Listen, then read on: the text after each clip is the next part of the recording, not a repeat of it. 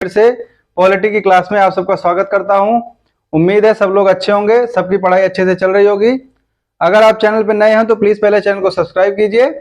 और आज की क्लास में हमारा जो है वो संविधान का भाग 5 जो है वो स्टार्ट होगा। ठीक, तो भाग 4 और 4 का मूल कर्तव्य तक हमने कर लिया था। ठीक, तो मूल कर्तव्य का अगर एक क्विक रिवीजन देखेंगे तो क्या था, मूल संविधान में मौलिक कर्तव्य जो थे वो नहीं थे। ठीक है, सरदार स्वर्ण सिंह समिति के आधार पर सोवियत संघ जो अब क्या हो गया, रूस हो गया है, वहां के संविधान से मौलिक कर्तव्यों को अपने संविधान में लिया गया। ठीक, ये कब आया तो ये 42वें संशोधन से 1976 में शामिल किया गया। ठीक है, तो जब शामिल किया गया तो कितने मौलिक कर्तव्य थे, तो 10 थे। ठीक है, और जब 11वां था जो शिक्षा के लिए था वो 86वें संशोधन से शामिल किया गया। ठीक, तो ये था मौलिक कर्तव्य। अब भाग 5 में देखेंगे संघ की कार्यपालिका के बारे में। ठीक, तो संघ की कार्यपालिका जो है वो एक तरह से देखा जाए तो परीक्षा के पॉइंट ऑफ व्यू से सबसे इंपॉर्टेंट टॉपिक हो जाता है। इंपॉर्टेंट टॉपिक में कौन कौन से है, जैसे आपका फंडामेंटल राइट है वो मोस्ट इंपॉर्टेंट टॉपिक है। ठीक है, और फंडामेंटल राइट के बाद आपका संघ की कार्यपालिका। ठीक है, तो संघ की कार्यपालिका ऐसा टॉपिक है ना, अगर आप संघ की कार्यपालिका को समझ जाते हैं तो राज्य की कार्यपालिका को उसके कंपेयर में समझने में बहुत ही आसानी होगी। ठीक है, तो होता क्या है, जैसे संघ की कार्यपालिका में कौन है, राष्ट्रपति है, और राज्य की कार्यपालिका में कौन हो जाएगा, राज्यपाल हो जाएगा। ठीक है, संघ की कार्यपालिका में प्रधानमंत्री होता है, राज्य की कार्यपालिका में मुख्यमंत्री हो जाएगा। ठीक, तो इसी तरह जैसे वहां क्या होता है, महान्यायवादी, यहाँ पे हो जाएगा महाधिवक्ता। ठीक, तो ये जो होते हैं, ठीक है, ये कंपेयर करके पढ़ने में जो है वो आसानी होगी आपको। ठीक, तो आज का जो टॉपिक है वो है संघ की कार्यपालिका, मतलब जो हमारा केंद्र सरकार है उसकी जो कार्यपालिका की व्यवस्था है वो किस प्रकार चल रही है। ठीक है, तो संघ की कार्यपालिका जो है वो कहां पे है, भाग 5 में। ठीक है, कहां पे, तो ये भाग 5 में दी गई है। ठीक है, भाग 5, और अनुच्छेद कहां पे है, तो अनुच्छेद ये दी गई है 52 से 151 तक। ठीक है, 52 से 151 तक आपको दिया जाता है, जिसमें क्या है, राष्ट्रपति है, प्रधानमंत्री है, महान्यायवादी है, कई आदि हैं, तो और क्या है, सुप्रीम कोर्ट भी आ जाता है। तो मोटा मोटा अगर देखा जाए तो संघ की जितनी भी व्यवस्थाएं हैं वो सारी यहाँ पे आ जाती हैं। ठीक, तो इसको शुरू करेंगे। तो सबसे पहले जो है वो देखा जाएगा, अनुच्छेद 52 से अगर स्टार्ट होता है तो इसका एक ट्रिक है, सिंपल सा, आप लोग पढ़े भी होंगे पहले भी। तो ये क्या है, पकानी कोका दुयो दशम। ठीक, तो ये 52 से शुरू होता है, 52, 53, 54, 55, 56, 57, 58, 59, 60 और 61। ठीक, तो यहां से क्या हो जाएगा, अभी आपको चलते चलते समझ में आ जाएगा कि ये ट्रिक का मतलब क्या है। जैसे इसमें क्या है, पा अनुच्छेद 52 मतलब राष्ट्रपति के पद की चर्चा है। ठीक है, फिर का अनुच्छेद 53 क्या है, राष्ट्रपति कार्यपालिका का प्रधान होगा। नी मतलब निर्वाचन, राष्ट्रपति का निर्वाचन। ठीक है, को मतलब राष्ट्रपति का कोटा, अनुच्छेद 55, फिर राष्ट्रपति का कार्यकाल, अनुच्छेद 56, फिर दोबारा निर्वाचन, अनुच्छेद 57, फिर राष्ट्रपति की योग्यता, अनुच्छेद 58, फिर दशाएं, अनुच्छेद 59, फिर शपथ, अनुच्छेद 60, और महाभियोग, अनुच्छेद 61। ये बताता है इसके बारे में। ठीक है, तो सबसे पहले शुरू करते हैं अनुच्छेद 52 से, जिसमें क्या बताया गया है, राष्ट्रपति के पद की चर्चा की गई है। ठीक है, किसकी चर्चा की गई है, अनुच्छेद 52 में राष्ट्रपति का जो पद है भारतीय संविधान में उसकी चर्चा जो है वो की गई है। ठीक, तो राष्ट्रपति जो होता है वो भारत का पहला नागरिक होता है। ठीक, तो सबसे पहले राष्ट्रपति के पद की चर्चा या फिर पद का प्रावधान। ठीक है, कि प्रावधान का मतलब क्या हो गया, कि मतलब अनुच्छेद 52 से ही संविधान में ये बताया जाता है कि क्या होगा, भारत का एक राष्ट्रपति होगा। ठीक है, ठीक, तो भारत का एक राष्ट्रपति होगा और वही क्या होगा, भारत का जो है वो प्रथम नागरिक माना जाएगा। ठीक, मतलब जो भारत का राष्ट्रपति होता है वो क्या करता है, भारत की एकता, अखंडता और संप्रभुता का क्या होता है, वो परिचायक होता है। ठीक है, वर्ल्ड लेवल पे इंडिया को प्रेजेंट करने के लिए भारत का सबसे बड़ा जो व्यक्ति है, सबसे बड़ा अधिकारी है, वो कौन है, वो राष्ट्रपति होता है। ठीक, तो यहाँ पे आपका आ जाता है अनुच्छेद 52, जिसमें राष्ट्रपति के पद की चर्चा जो है वो बताई गई है। ठीक, तो उसके बाद फिर आ जाएगा आपका अनुच्छेद 53। ठीक है, अब अनुच्छेद 53 में क्या बताया गया, तो का से आपको यहाँ पे क्या हो जाएगा, कार्यपालिका। ठीक, तो देखिए राष्ट्रपति क्या होगा, जो संघ की कार्यपालिका है, ठीक है, उसका ये प्रधान होगा, मतलब प्रमुख होता है। ठीक है, जैसे क्या होता है कि कक्षा में क्या होता है, क्लास मॉनिटर होता है। ठीक है, जिसको क्या बोलते हैं, कक्षा प्रमुख। तो वो क्या होता है, जैसे टीचर नहीं होते हैं तो वो क्या होता है, पूरे क्लास की जिम्मेदारी उठाता है। तो उसी प्रकार राष्ट्रपति है, राष्ट्रपति जो है वो क्या करेगा, संघ की जो कार्यपालिका होती है उसका प्रधान होता है। मतलब कि कोई भी कार्य जो है, संघ में कोई भी कार्य जो है वो बिना राष्ट्रपति के नहीं किया जाएगा। ठीक, कार्यपालिका का प्रधान कौन होता है, वो राष्ट्रपति होता है। ठीक, ठीक है, मतलब कोई भी कार्य बिना राष्ट्रपति के सहमति के नहीं होगा। ठीक है, अब जैसे कोई कुछ भी काम होता है, तो जैसे आप कोई विधेयक ले लेते हैं तो वो लास्ट में कहाँ जाता है, लास्ट में वो राष्ट्रपति के पास जाता है सिग्नेचर के लिए। ठीक है, तो जब तक राष्ट्रपति की हस्ताक्षर नहीं हो जाते हैं विधेयक पे, तब तक वो कानून नहीं बन पाता है। ठीक, तो इस प्रकार क्या पता चलता है कि जो सबसे प्रमुख होगा संघ में वो कौन होगा, वो राष्ट्रपति होगा। ठीक है, और ये कार्य करेगा किसकी सलाह पर, तो मंत्रिपरिषद की सलाह पर। इसकी सहायता करेगा कौन, मंत्रिपरिषद। ठीक है, मंत्रिपरिषद किसकी सहायता करेगा, राष्ट्रपति की। ठीक है, ये बात समझ में आ रही है। तो यहां तक जो चीजें हैं वो धीरे धीरे क्या होती हैं, स्पष्ट होती हैं कि भारत का एक राष्ट्रपति होगा, वो भारत की जो संघ की कार्यपालिका है उसका प्रमुख होगा, और क्या करेगा कि जो संघ के सारे कार्य हैं, ठीक है, कोई भी काम होगा संघ की कार्यपालिका का, वो राष्ट्रपति के अनुमति से ही होगा। ठीक, और राष्ट्रपति की सहायता के लिए जो है वो एक मंत्रिपरिषद होगा, और मंत्रिपरिषद का प्रधान कौन होता है, तो वो तो सिंपल सा है कि मंत्रिपरिषद या फिर मंत्रिमंडल, दोनों का प्रधान कौन होता है, पीएम होता है, प्रधानमंत्री। तो यहां से ये चीज क्लियर हो जाती है। ठीक, फिर आ जाएगा आपका अनुच्छेद 54। ठीक, इसमें बताया गया है निर्वाचन के बारे में। ठीक है, किसका निर्वाचन, राष्ट्रपति का। ठीक है, अब इसमें राष्ट्रपति के निर्वाचन के बारे में बताया गया है। तो राष्ट्रपति का निर्वाचन कैसे होता है, तो कोई ऐसा भी है जो राष्ट्रपति के चुनाव में वोट देने गया हो, तो ऐसा व्यक्ति हमको नहीं मिलेगा। ठीक, हम किसको वोट देते हैं, या तो सांसद को या तो विधायक को। ठीक, तो वो कौन होते हैं, वो जनता के प्रतिनिधि होते हैं, या तो कहां पे, सांसद में या तो विधानमंडल में। ठीक है, अब राष्ट्रपति का जो चुनाव होगा वो होता है, उसकी विधि है। ठीक है, उसको क्या बोलते हैं, एकल संक्रमणीय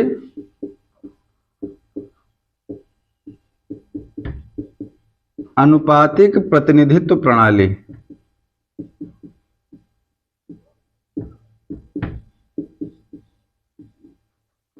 ये क्या है, ये विधि का नाम है जिसके द्वारा क्या होगा, राष्ट्रपति का निर्वाचन होता है। ठीक है, तो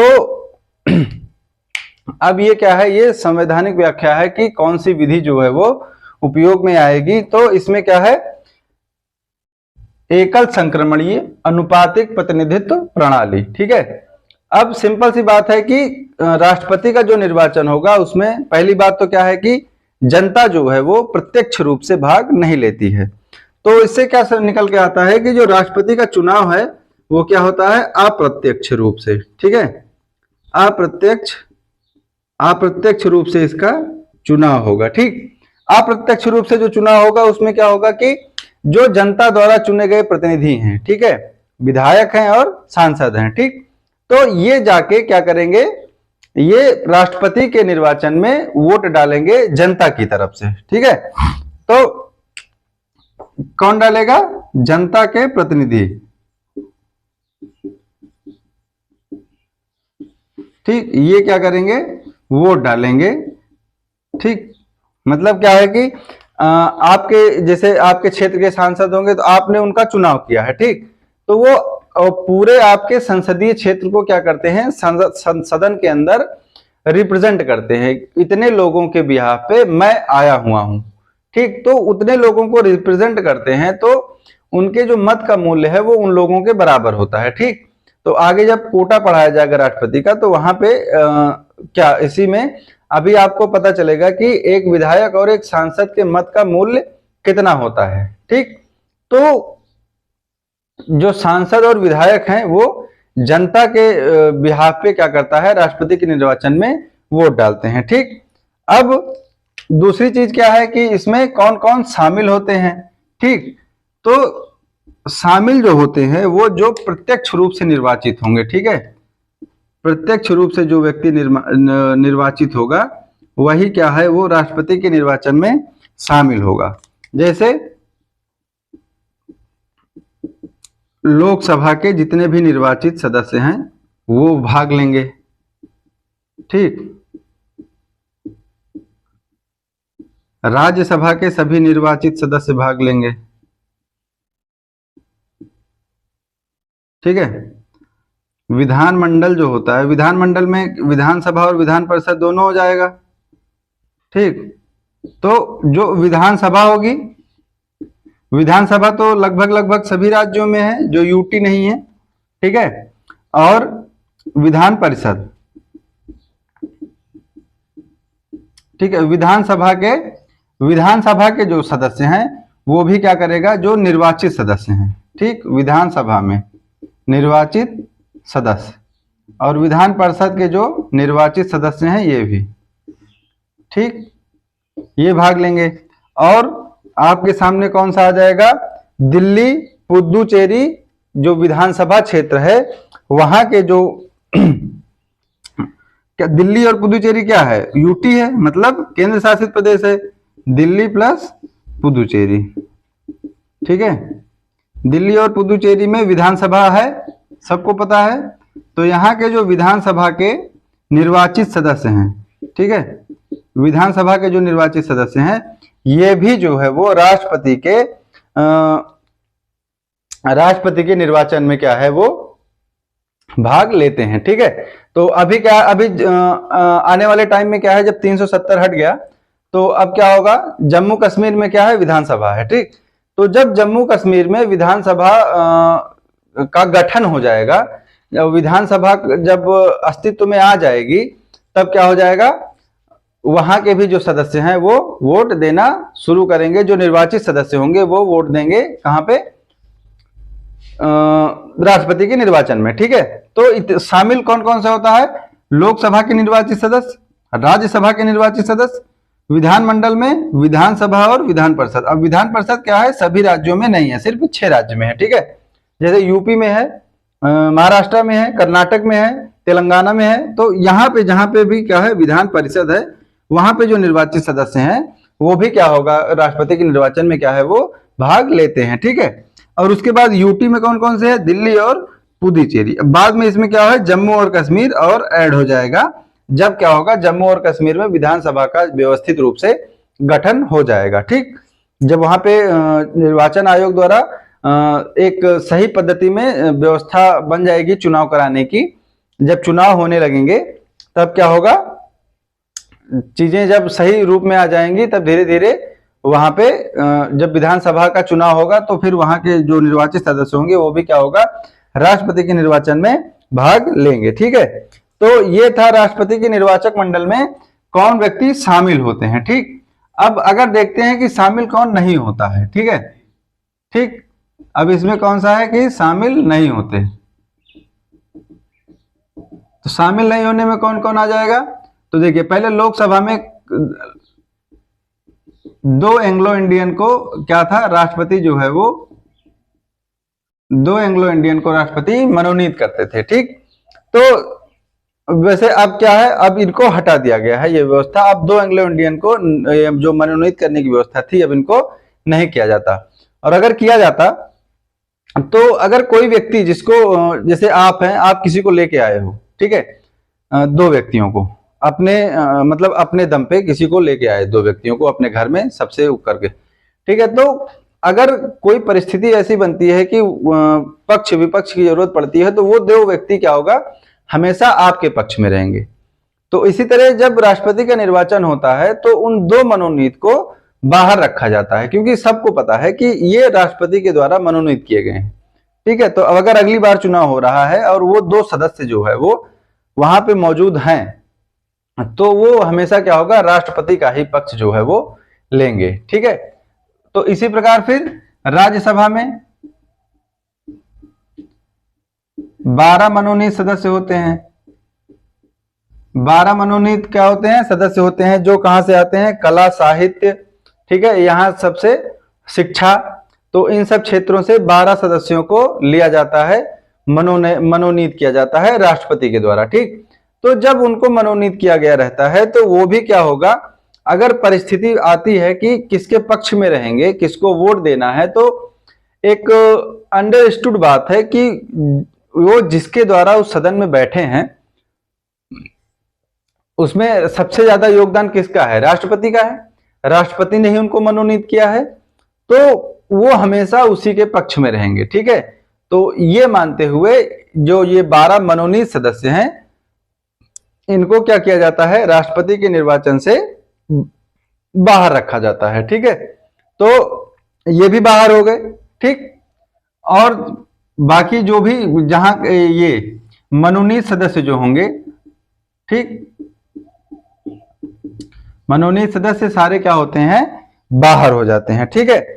फिर अब उसके बाद जैसे राष्ट्रपति का चुनाव होना है, ठीक है, लेकिन जैसे कोई सभा है, जैसे लोकसभा है या राज्यसभा है, ठीक है, अब वो जैसे विघटित हो गई है, तो ऐसा भी हुआ नहीं है, लेकिन अगर परिस्थिति ऐसी बनती है कि वो विघटित है, ठीक है, कोई भी एक सदन क्या है, विघटित है, तो जो विघटित सदन है उसके सदस्य जो है वो राष्ट्रपति के निर्वाचन में भाग नहीं लेंगे किसी भी तरह से, ठीक।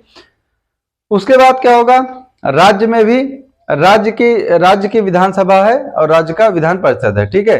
तो अगर राष्ट्रपति के चुनाव की स्थिति में किसी, जैसे राज्य में क्या है, चुनाव है, तो चुनाव के पहले क्या हो जाएगा, वो विघटन हो जाएगा। तो कोई भी विधानसभा या फिर विधान परिषद जो है वो अगर विघटित है चुनाव के पूर्व, राष्ट्रपति के चुनाव के समय अगर वो विघटित है, तो उसके सदस्य क्या होगा, उसके सदस्य फिर वहां पे भाग नहीं ले सकते हैं उसके चुनाव में, ठीक है। ये चीज समझ में आ गई। अब ये दिल्ली और पुदुचेरी, ठीक है, तो इसमें क्या था, जो 69वां संविधान संशोधन था, ठीक है, 69वां संविधान संशोधन से, ठीक, इसको आप याद कर लेंगे, 69वां संशोधन, ठीक है, ये कब हुआ था, 1990 में, ठीक। 69वां संविधान संशोधन से दिल्ली और पुदुचेरी, इनको क्या बनाया गया था, इनको बनाया गया था यूनियन टेरिटरी, ठीक है, मतलब केंद्र शासित प्रदेश। फिर अगला संशोधन हुआ 70वां संशोधन, ठीक है, ये कब हुआ, ये भी 1990 में ही हुआ। और 70वें संशोधन से दिल्ली और पुदुचेरी जो है, यहाँ के जो विधानसभा के निर्वाचित सदस्य हैं वो क्या थे, जो यहाँ के निर्वाचित सदस्य हैं उनपे क्या था, उनको शामिल किया गया राष्ट्रपति के निर्वाचक मंडल में, ठीक है। तो ये क्या चीज है, ये राष्ट्रपति का निर्वाचक मंडल है, ठीक। अब निर्वाचक मंडल में कौन कौन शामिल हो गया, तो निर्वाचित सदस्य जितने हैं वो सभी शामिल होंगे, ठीक है। जैसे क्या हो गया कि लोकसभा के निर्वाचित सदस्य, राज्यसभा के निर्वाचित सदस्य, विधानसभा के और विधानमंडल के निर्वाचित सदस्य, ये सारे लोग क्या होता है, भाग लेते हैं, ठीक। और कौन नहीं लेगा, तो जो लोकसभा और राज्यसभा में मनोनीत किए गए हैं वो भाग नहीं लेंगे, और विधान परिषद जो है विधान परिषद का गठन क्या हुआ, जैसे अब क्या है कि विधान परिषद में किसी भी, विधान परिषद कितने राज्यों में है, 6, ठीक है। अब 6 राज्यों में विधान परिषद है, बाकी जो 22 राज्य हैं उसमें क्या है, नहीं है, ठीक है। तो अगर विधान परिषद के सदस्यों को, ठीक है, विधान परिषद के सदस्यों को निर्वाचक मंडल में अगर शामिल कर लिया गया तो 6 राज्य जो हैं इनकी वैल्यू तो राष्ट्रपति चुनाव में बढ़ जाएगी, लेकिन जो 22 राज्य और हैं इनकी वैल्यू क्या है, वो कम हो जाएगी, क्योंकि क्या है, इनके पास विधान परिषद है। तो जाहिर सी बात है, विधान परिषद में अगर इनके पास एक भी सदस्य है, ठीक, तो एक वोट ज्यादा हो गया इनके पास। तो इसीलिए क्या किया जाता है कि यहां पे अगर विधान परिषद है तो इसको फिर क्या किया जाएगा, शामिल नहीं किया जाएगा, ठीक है। तो ये चीज आपको याद रखनी है, ठीक, कि यहाँ पे 6 राज्य में है, 22 राज्य में विधान परिषद बिल्कुल नहीं है, ठीक। तो राज्यों के साथ राष्ट्रपति के चुनाव में अन्याय ना हो, इसी चीज के लिए क्या है, विधान परिषद के जो 6 राज्य हैं उनके विधान परिषद के सदस्यों को हम शामिल नहीं करते हैं, ठीक। आई बात समझ में? तो एक बार एक क्लियर चीज देखते हैं कि कौन शामिल होता है और कौन नहीं होता है, ठीक। तो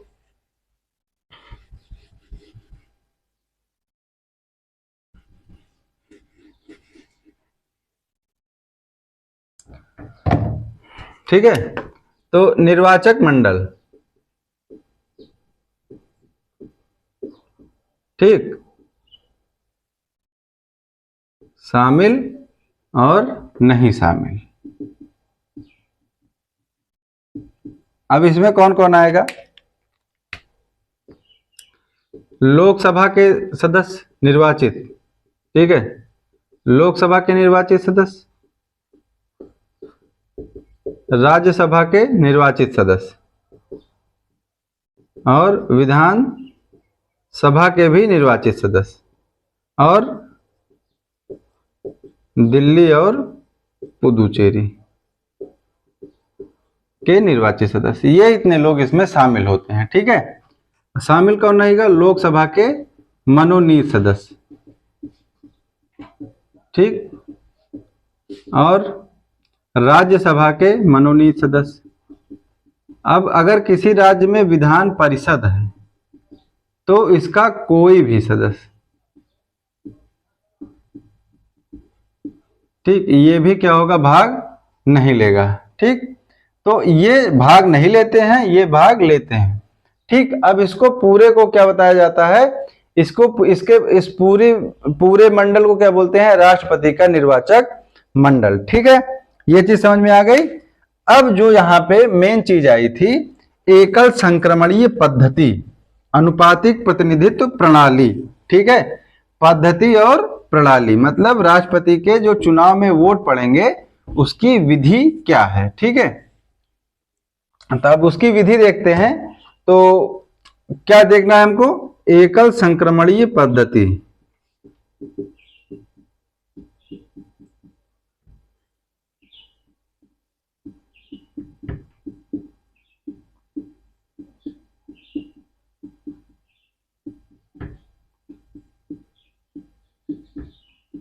ठीक। तो ये चीज होता है। तो लगभग क्या है कि भारत में 2 ही मुख्य पार्टियां हैं, ठीक है, एनडीए और यूपीए, ठीक है, दोनों का चलता है, ठीक। तो मोस्ट जो मैक्सिमम केस होता है उसमें 2 ही उम्मीदवार होते हैं, ठीक है।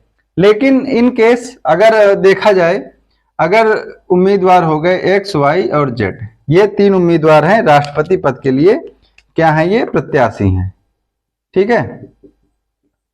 3 प्रत्याशी क्या है, राष्ट्रपति पद के लिए खड़े हो गए, ठीक है। अब क्या होगा, अब वोट देने के लिए निर्वाचक मंडल में से जो लोकसभा, राज्यसभा और विधानसभा, दिल्ली पुदुचेरी की विधानसभा, इसके जो निर्वाचित सदस्य हैं वो क्या है, वोट देने के लिए आएंगे, ठीक है। तो उनको जो बैलेट पेपर मिलता है, ठीक है, पर्चा, उसमें नाम लिखा रहेगा, ठीक है, कि ये फला है, ये जहरीली पार्टी से है, ये नशीली पार्टी से है, ठीक है। तो अलग अलग पार्टी का नाम होगा, ठीक, उम्मीदवारों का एक्स, वाई, जेड, तो उनके लिए क्या होगा, वोट देना रहेगा, ठीक है। तो व्यक्ति जो है वो क्या करेगा, अब जैसे मान लीजिए A B C D E, मान लीजिए 4 व्यक्ति हैं, ये वोट देने आए, 5 व्यक्ति, ठीक है। अब इनको सबसे ज्यादा पसंद थे वाई, तो इन्होंने इनको 1 दे दिया, ठीक है, ठीक, इनको क्या दे दिया, 1 दे दिया। उसके बाद इनको जेड पसंद थे और उसके बाद एक्स, तो अपनी पसंद के हिसाब से सबसे ज्यादा पसंद कौन, वाई, ठीक है, उसके बाद कौन पसंद, जेड, और उसके बाद कौन पसंद, एक्स, ठीक है। तो इसमें बताना है राष्ट्रपति के चुनाव में कि सबसे ज्यादा पसंदीदा व्यक्ति हमारा फला है, ठीक। अब जैसे फिर उसके बाद ये आते हैं, तो इनको कुछ नहीं समझ में आता, ये लाइक लाइन से बता दिए, ठीक है। अब उसके बाद सी आया, इनको सबसे ज्यादा कौन पसंद आ गया, यही, ये भी आए, इनको भी सबसे ज्यादा कौन पसंद आ गया, वाई। अब उसके बाद क्या हो गया, फिर से 5वें व्यक्ति आते हैं और उन्होंने क्या किया, फिर से वोटिंग कर दी, ठीक है। अब उसके बाद क्या होगा, गिनती की जाएगी वोटों की, ठीक है। तो उसमें देखा जाएगा कि कौन सा व्यक्ति है जो सबसे ज्यादा पसंद था व्यक्तियों में, तो देखा जाएगा। तो इनको क्या हुआ, एक, इनको पहले नंबर पे सिर्फ 1 ने रखा है, ठीक, इनको पहले नंबर पे 1 2 3, तो इनको कितना मिला, 1, इनको मिला 1 2 3, ठीक है, और इनको पहले नंबर पे सिर्फ 1 व्यक्ति ने रखा है, ठीक। तो यहां पे क्या होगा, सबसे ज्यादा जिसकी पसंद देखी जाएगी वो 3 है, ठीक है। तो यहां पे क्या किया जाएगा, इसको बता दिया जाएगा कि ये विजेता हो गए, ठीक है, कौन, वाई, ठीक। बस अब क्या होगा, बुलाओ सुप्रीम कोर्ट के मुख्य न्यायाधीश को, शपथ दिलवा दो, राष्ट्रपति का चुनाव हो गया, ठीक। तो ये क्या है, ये है अनुपातिक प्रतिनिधित्व प्रणाली, ठीक है। एकल संक्रमणीय क्या होता है, तो एकल संक्रमणीय क्या होगा, अब जैसे एकल संक्रमणीय होता है जब जैसे एक चरण से ज्यादा की गिनती होती है। अब एक चरण से ज्यादा की गिनती कब होगी, जैसे हम इसको खत्म कर दें तो यहाँ पे 1 1 बराबर हो गया, फिर देखी जाएगी कि दूसरी पसंद किसकी है, तो 2 यहाँ पे 2 लोगों ने पसंद किया, यहाँ पे भी 2 लोगों ने पसंद किया, और यहाँ पे भी और यहाँ पे भी, ठीक है। तो जब वोटिंग क्या है, जो वोट जो है उनकी संख्या जब प्रत्याशियों में बराबर हो जाती है, तब जो है वो फिर उसके बाद क्या शुरू होता है, जो जिस प्रत्याशी को सबसे कम वोट मिला रहता है उसको बाहर कर दिया जाता है। फिर बाकियों के लिए वोट की गिनती क्या होती है, फिर से होती है, और जो बाहर कर दिया जाता है उसके वोटों को उठा के बाकी में जो सबसे ज्यादा वोट पाया रहेगा उसके साथ मर्ज कर दिया जाता है, ठीक है। तो ये होता है एकल संक्रमणीय पद्धति, मतलब एक ही व्यक्ति को जीतना है और उसी के उसमें वोटों की गिनती को क्या कर दिया जाएगा, जोड़ दिया जाएगा, ठीक है, ठीक। ये चीज समझ में आ गई। तो ये था राष्ट्रपति का चुनाव, ठीक है। अब नेक्स्ट क्लास में आगे के अनुच्छेद जो है वो देख लेंगे। तो राष्ट्रपति जो है संघ की कार्यपालिका मोस्ट इंपॉर्टेंट टॉपिक है आपके पेपर के लिए, तो सीरीज से जुड़े रहिए, आपको सब चीजें फ्री ऑफ कॉस्ट दी जा रही हैं। और अगर आपको नोट्स चाहिए तो टेलीग्राम का ग्रुप चैनल के डिस्क्रिप्शन में है, वहां से आप ज्वाइन कर सकते हैं और वहां से आपको हैंड रिटन नोट्स जो है वो वहां पे मिल जाएंगे, ठीक। वीडियो अच्छी लगी है तो चैनल को सब्सक्राइब कीजिए, शेयर और कमेंट कीजिए। धन्यवाद, जय हिंद।